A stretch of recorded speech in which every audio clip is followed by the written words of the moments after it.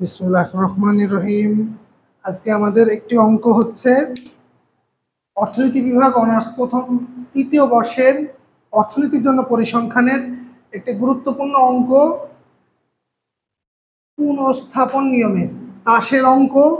অর্থনীতির জন্য পরিসংখ্যানের তাসের অঙ্ক, সেটা হচ্ছে কি পুনঃস্থাপন না করে, যদি প্রশ্নটা হচ্ছে পুনঃস্থাপন না করে, সেটা হচ্ছে কি এক প্যাকেট তাসে দৈবভাবে 3টি তাস উত্তোলন করেছি, সেটা পুনঃস্থাপন না করে প্রথমটি হরতন, দ্বিতীয়টি ইস্কাপন এবং তৃতীয়টি কি লাল হওয়ার সম্ভাবনা নির্ণয় করতে বলেছে।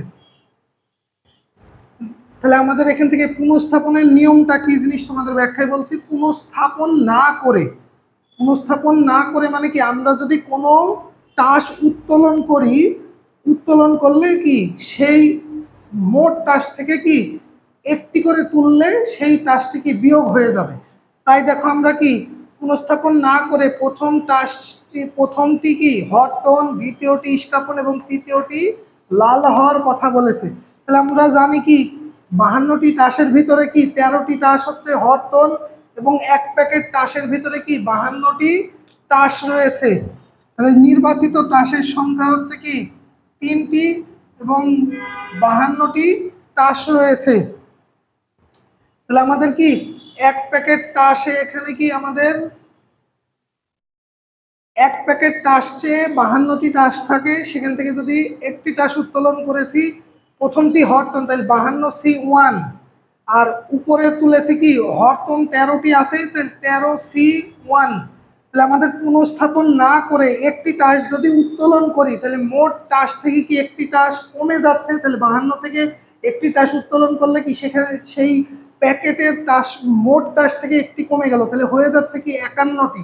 কিন্তু আমরা বলেছি কি দ্বিতীয়টি ইস্কাপন, তাহলে আমাদের তাসের ভিতরে কি 13টি হরতন, 13টি ইস্কাপন, 13টি রুইতন, 13টি চিরাতন থাকে। তাহলে হরতন থেকে একটি তুললে হরতন কমে যাচ্ছে।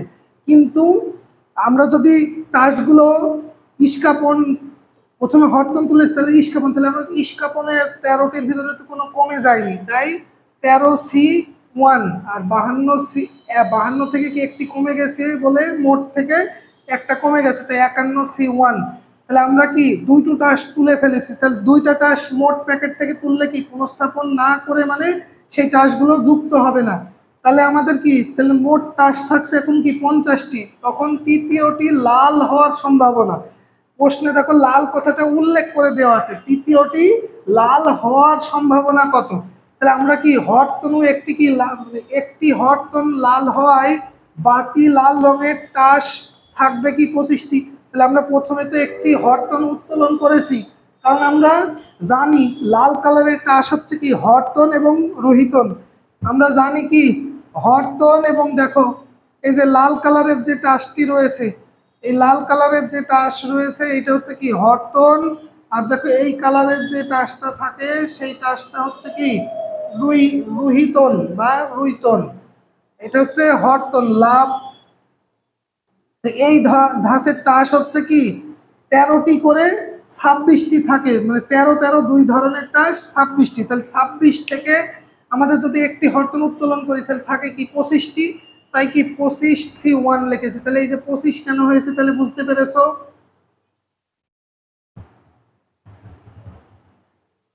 তা আমাদের দেখো কি তৃতীয়টি লাল হয়েছে, তাই 25C1, কারণ লাল তাসটা একটা তুলেই ফেলেছি, লাল কথা উল্লেখ আছে বলে।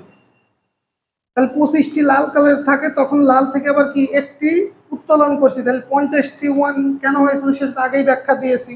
তাহলে আরো একবার বুঝাই দিচ্ছি, পুনঃস্থাপন না করে কথা বললে, আমাদের পুনঃস্থাপন না করে বললে প্রতিটা তাসের যা উত্তোলন করব তা থেকে বাদ হয়ে যাবে সেই তাসটি, আর অন্তর্ভুক্ত করা যাবে না মোটের ভিতরে। তাহলে প্রথমটি হরতন ছিল, তাই 13C1 লিখেছি। তাহলে 13টি হরতন আছে, তার ভেতর থেকে একটি, আবার 52টি মোট প্যাকেটের তাস ছিল। প্রথম অবস্থায় তো উত্তোলন করার সময় 52টি ছিল থাকছে, 52 থেকে একটা উত্তোলন করেছি। তাহলে এখানে আমাদের সূত্র হচ্ছে কি NCR। তাহলে এন এর মান হচ্ছে 13 উপরের অংশে, আর আর এর মান 1, আবার মোট ফলাফলে 52 থেকে আর এর মান 13C1, 51C1 হচ্ছে। তাহলে আমাদের এখান থেকে কি 52 থেকে একটি কমে গিয়ে 51, আর ইস্কাপনের 13টি টাস তো ছিল, 52-র ভিতরে 13টিতে ইস্কাপন ছিল, তাই 13C1 আর নিচে 51C1। তাহলে এখান থেকে যদি একটি টাস উত্তোলন করি তাহলে আমাদের টাস পরবর্তী তোলার সময় কি একটি বাদ হয়ে যাবে 51 থেকে, 50টি টাস থাকছে, কারণ দুইটা টাস তুলে ফেললে কি 52 থেকে দুইটা উত্তোলন করলে থাকে কি 50, তাহলে মোট ফলাফলে 50C1 থাকছে। আর পরবর্তীতে হচ্ছে কি লাল কালারের একটি টাস হরতন হওয়ার কারণে কি ওখান থেকে একটি বাদ হয়ে গিয়ে 25টি লাল কালারের টাস থাকছে, কারণ হরতন তো একটি লাল কালারের টাস, কারণ হরতন কথা উল্লেখ করে আছে আর লাল কালারের চেয়েছে, তখন একটি বাদ হয়ে যাবে। তাহলে 25C1, তাহলে 50C1। তাহলে আমরা জানি 13C মান কিভাবে তুলতে হয়। প্রথমে 13 ক্যালকুলেটর তুলবা, তারপরে শিফট চাপ দিবা, তারপরে ভাগফল চাপ দিবা, তারপরে হচ্ছে কি 1 তুলবা, তারপরে ভাগ করে ভাগ সমান চিহ্ন চাপ দিলে কি মান বের হয়ে যায়। আর একটা নিয়ম, এই NCR আর এর মান যদি 1 হয় তাহলে কি n এর যা মান থাকে তাই বসে। দেখো প্রত্যেকটাতে একটা ফর্মুলাই আমাদের মান হয়েছে। তাহলে এখান থেকে কি 13 আর 52 কাটাকাটি হয়ে গেছে, 1/4 হয়েছে, 3 4 13 52 হয়। আর মৌলিক সংখ্যা বলে কি কাটেনি, 25 হচ্ছে কি 1/2। তাহলে এখান থেকে 13 একে 13 বসে গেছে, 4 4 50 200 আর 4 একে 4 204 আর 2 দিয়ে গুণ করলে কি, বা এইটাকে তুমি যদি করো, দেখো এখান থেকে যদি গুণ করো 102 হয়, 4 দিয়ে গুণ করলে কি 408 হয়, আর 13কে 408 দিয়ে ভাগ করলে আমরা কি এই ফলাফল পেয়ে যাচ্ছি। দেখো পঞ্চম ঘর নিয়েছি, চতুর্থ ঘরে কি পঞ্চম ঘরে 6 আছে আর চতুর্থ ঘরে কি 8 আছে, তাই চতুর্থ ঘরের সাথে 1 যোগ করে বসাই দিয়েছি। এটাই হচ্ছে আমাদের কি পুনঃস্থাপনের নিয়মে পুনঃস্থাপন না করে একটি হরতন, একটি দ্বিতীয়টি রুইতন এবং তৃতীয়টি লাল হওয়ার সম্ভাবনা নির্ণয়ের সমাধান করলাম। আর আমাদের ক্লাসগুলো ভালো লাগলে তোমরা লাইক কমেন্ট শেয়ার করে বন্ধুদের জানিয়ে দিও। আমাদের ইউটিউব চ্যানেল @ইকোনমিক্স 540 কুষ্টিয়া শহরে আমাদের ক্লাস অফলাইন শাখা, তোমরা জয়েন হতে পারো।